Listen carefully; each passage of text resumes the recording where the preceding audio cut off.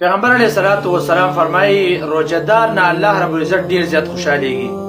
حدیث کې راځي الله رب العزت حدیث قدسی دی، الله رب العزت فرمایي روزه د زما د پاره ده او زه د روزدار د پاره ما زه د روزدار د پاره بدله ما زه د روزدار بدله زه خپل ورکو. دا د یو عظیمه میاشت ده.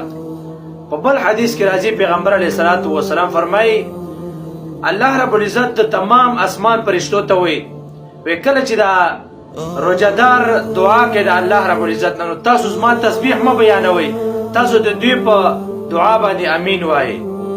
دغه رنګ د عرش فرشتو ته الله رب العزت فرمایي اے فرشتو تاسو زما تسبیح ما بیانوي. روزدار چې کله دعا کوي، روزدار چې کله